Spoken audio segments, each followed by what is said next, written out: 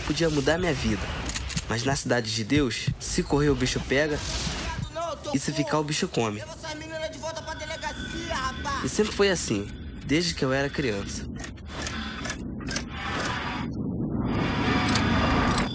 Di vlog kali ini akan membahas sebuah review film bergenre kriminal dan gangster, City of God, tontonan yang wajib bagi para sineas. Terlepas dari kisah nyata dalam film ini, yang ingin saya katakan bahwa film ini adalah film yang wajib ditonton bagi kamu, para sineas pemula, maupun profesional. Mengapa bisa? Mari kita kupas dan kuliti film yang satu ini.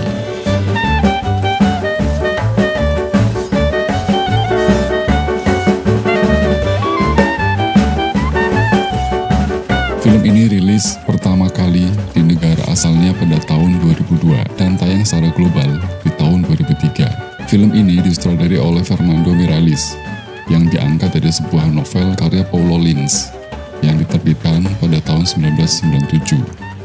Berdasarkan kisah nyata yang terjadi di Brasil pada tahun 1960-an sampai 1980-an. Film ini menghabiskan budget produksi lebih kurang 3,3 juta dolar dengan pendapatan mencapai 30 juta dolar. Film ini juga mendapat 4 nominasi Oscar pada tahun 2004, mengantarkan keberhasilan Fernando Meirelles masuk dalam nominasi Academy Award untuk Best Director. Film yang satu ini masih menjadi diskusi menarik hingga sekarang di beberapa kampus atau lembaga pendidikan seni audiovisual yang menjadi rujukan bagi para calon sineas.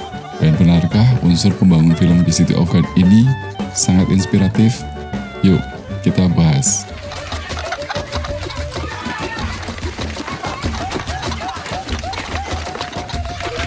Pertama dari unsur naratif. Naratif dalam film ini menggunakan alur multiplot dengan gaya bertutur menggunakan sudut pandang orang ketiga yang justru tidak masuk dalam pemeran utama.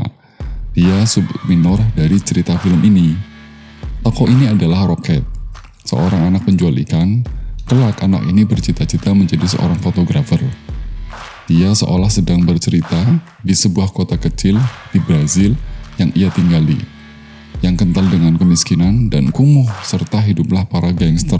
Rocket dan keluarganya yang hidup di City of God memang telah mengenal berbagai macam kekerasan yang terjadi. Saudara kandungnya yang bernama Gus adalah salah satu anggota dari kelompok yang dikenal sebagai The Tender Trio. Bagian awal cerita film ini, penonton akan diajak dengan sebuah flashback di era 1960-an yang mengisahkan kisah ini. The Tender Trio terdiri dari 3 orang, yaitu Shaggy, Clipper, dan Goose.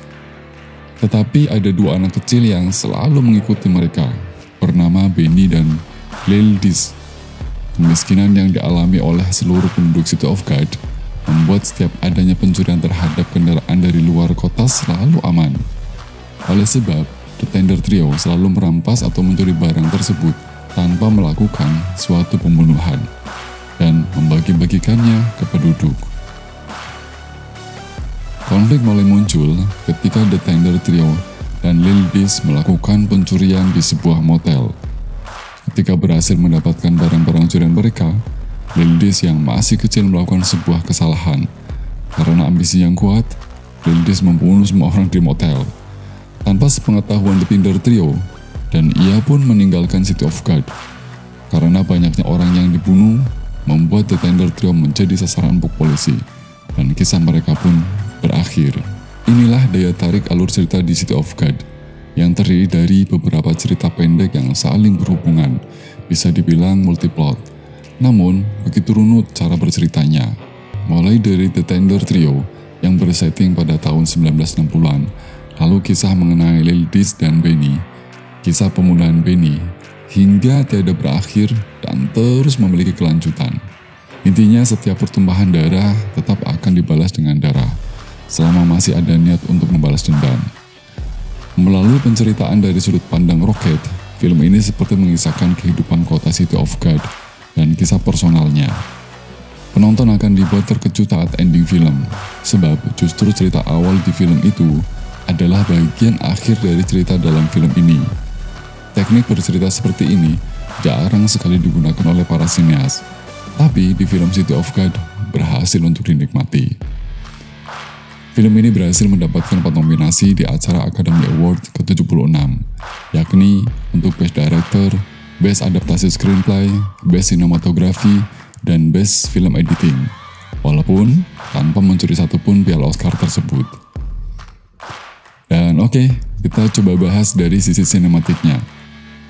Yang pertama akan saya bahas dari sisi editing. Salah satu kehebatan film ini adalah orang yang disebut dengan The Second Director.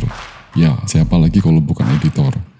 Editor di film ini benar-benar menjadi seorang storyteller yang baik, dan ini tidak mudah dilakukan oleh seorang editor. Dia, editor, telah memikirkan scene by scene penuh dengan perpaduan teori editing, mulai dari gaya Pudovkin, Griffith, sampai Eisenstein. Salah satu adegan yang berhasil dibangun menjadi editing konstruktif, teori Pudovkin, adalah adegan awal film, yaitu adegan proses pemotongan ayam yang juga mengancam seekor ayam yang sedang menyaksikannya, yang dipadu dengan kisah pelarian ayam ini yang kemudian akan berakhir dengan sebuah alur flashback, dan ini cukup konstruktif. Memasuki konflik, editor menggunakan gaya Griffith dengan dramatic emphasis, tervisual pada pengadeganan perampokan di sebuah motel. Dan menjelang ending, sang editor menggunakan intelektual montage, teori dasar editing milik Eisenstein, di mana ia memadukan seluruh elemen shot menjadi penyatuan cerita yang sangat cerdas dan cemerlang. Cerita di akhir diputar menjadi cerita awal dari film ini, dengan menaruh rhythmic montage sebagai akhir film tersebut. Dari sisi setting, wardrobe, properti, dan make up, ini sangat sempurna. Aspek ini berhasil membawa penonton hanyut dengan cerita dan seperti menonton sebuah dokumenter. Karena aspek setting, wardrobe, properti, dan makeup benar-benar menyatu dalam pengadeganan setiap tokoh dan cerita itu sendiri, di mana penonton akan menikmati sebuah tontonan real yang mengisahkan tentang kehidupan kriminal kota tersebut yang dibuat menjadi sebuah tontonan yang berbobot. Setidaknya walaupun kekerasan hampir memenuhi film ini, penonton tidak merasa jijik. Wajar jika film ini tidak akan pernah tayang di televisi, kecuali televisi platform dan bioskop. Sisi pengadeganan. Bisa dibilang, semua cast di film ini menampilkan performa yang mengagumkan. Bahkan semua pemainnya adalah aktor dan aktris pemula. Banyak cast yang diambil dari warga lokal, tapi terlihat bagaimana akting mereka yang luar biasa. Lagi-lagi, ini bukan tugas mudah menjadikan aktor atau aktris pemula menjadi pemain film yang profesional. Lanjut ke sisi sinematografi. Ya, di dalamnya tentu ada blocking kamera dan pergerakannya serta penggunaan lighting. Kecenderungan film ini menggunakan style Perancis film dengan kamera yang handheld dan cenderung shaking. Sepanjang film nyaris penonton tidak akan melihat pengambilan gambar yang statis atau still atau diam. Sutradara berhasil membuat objektivitas sinema yang apik dan cenderung apa adanya, atau dalam istilah film sering disebut dengan cinema verite. Lighting di film ini cenderung warm, agak kekuning-kuningan, khas film Perancis, atau khas film Amerika Latin sana, tapi bukan genre western atau cowboy lo ya. Musik dan editing, dua unsur terpisah namun terintegrasi dalam unsur sinematik. Ini telah cukup menyatu. Tak banyak musik scoring yang digunakan, namun ambien dan atmosfer latar cukup membuat film ini terlihat nyata dan tegang.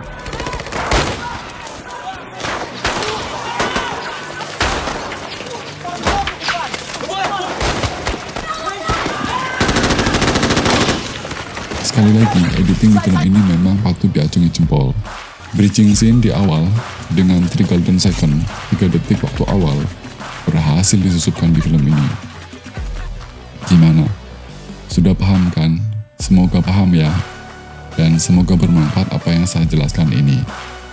Selamat menonton.